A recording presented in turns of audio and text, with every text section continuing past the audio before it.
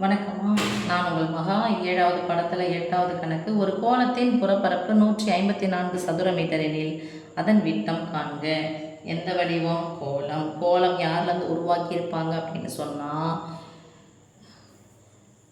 ஒரு வட்டம்.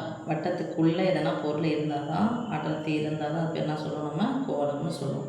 ஈஸியாக ஞாபகம் வச்சுக்க என்ன சொன்னோம்னா, இது ஃபுல்லாக இருக்கணும் இல்லையா?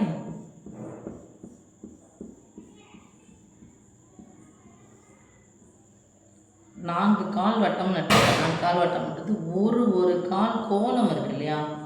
இது ஒரு கால் கோலம், இது ஒரு கால் கோலம், இது ஒரு கால் கோலம், மொத்தம் 4 கால் கோலங்கள், இல்லை 2 அரைக்கோலங்கள்.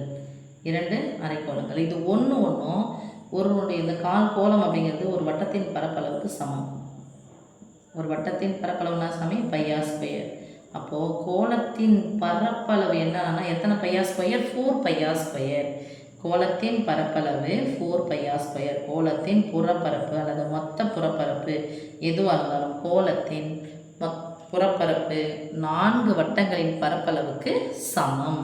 அப்போ கோலத்தின் புறப்பரப்பு என்ன கொடுத்துருக்காங்களோ அதை அப்படியே எழுதலாம். புறப்பரப்பு ஈக்குவல் டு எவ்வளோ கொடுத்துருக்காங்க சாமி?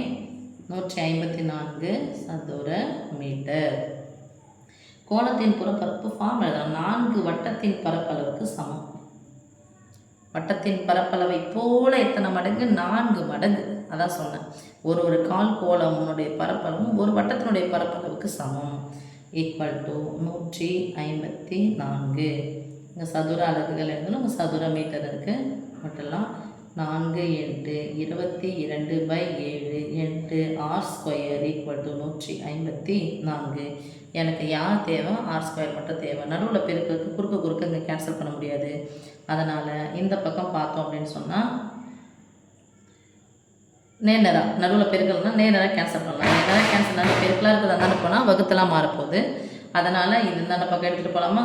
இது இந்தாண்ட பக்கம் எடுத்துகிட்டு வந்துடலாமா? இந்த பெருக்கெலாம் இந்தாண்ட பக்கம் எடுத்துகிட்டு வந்துடலாமா? போட்டுங்க. இல்லை அப்படின்னு சொன்னால் நேராக கேன்சல் பண்ணுங்கள். 154 எத்தனை 22னா 7 22. ஏன்னா 7 2 14க்குனாலும் மீதி 1, 7 2 14 1 15 முடிஞ்சிச்சா? அப்போ எத்தனை 22 இருக்கும்? 7 22 இருக்கும். இந்த 7 அந்தாண்ட பக்கம் எடுத்துகிட்டு போங்க. 7 × 7 இங்கே என்ன இருக்குமா? இந்த பெருக்கலாக இருக்கிறனால அந்தாண்ட பக்கம் வந்துச்சுன்னா வகுத்தலாம் மாறும். கீழே இருக்கிறது மேலே போகும், மேலே இருக்கிறது கீழே வரும். இங்கே யார் மட்டும் இருக்காங்க? r².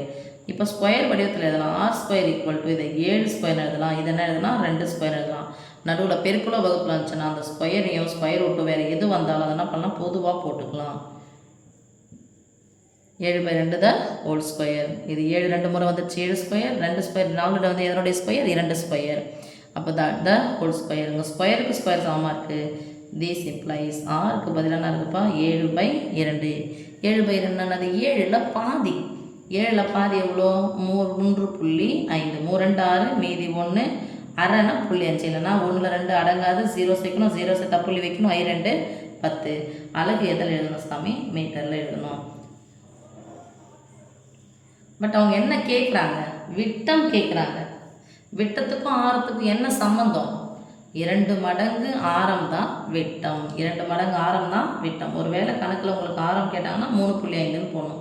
விட்டம் கேட்டுட்டாங்கன்னா திஸ் இம்ப்ளைஸ் விட்டம் d ஈக்குவல் டு 2 மடங்கு 6. 2 மடங்குனது பெருக்கல் 7/2. நடுவில் பெருக்கல் குறுக்க cancel equal to 7 metre.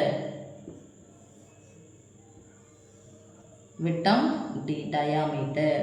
Okay சாமி. ஒருவேளை ஆரம் கேட்டாங்கன்னா உங்களை 3.5 மீட்டர்னு போடுங்க. இல்லை விட்டம் கேட்டாங்கன்னா அதன் மூலம் டபுள். அப்போ டபுள்னால் திருப்பி இங்கே 3.5 போட்டு அதை 2ஆல் பெருக்கி அதெல்லாம் தேவையில்லை. இது அப்படியே 7/2 வச்சுக்கோங்க. 2 மடங்கு அவ்வளோதான். இல்லை 7/2 2 முறை கூட்டி போடணும். +ஓ மைனஸ் வந்துச்சுன்னா பகுதியில் பார்க்கணும். எத்தனை முறை 2 வந்தாலும் ஒரே முறை போடுங்க. மேலே 7 7 கூட்டினா எத்தனை? 14. 14ல் பாதி என்னது? 7. அவ்வளோதான். நான் 7 கூட்டினா எவ்வளோ வரும் அப்படின்னு சொன்னால் 7 தான் வரும். அரை அப்படிங்கிறது. ஓகே, தேங்க்யூ சாமி. அப்போது இது மாதிரி கணக்கு கொடுத்தாங்கன்னா இது ரிப்பீட்டட் கணக்கு. இந்த கணக்கு வந்து நல்லா போட்டு பார்த்துக்கோங்க. ஓகே, தேங்க்யூம்மா.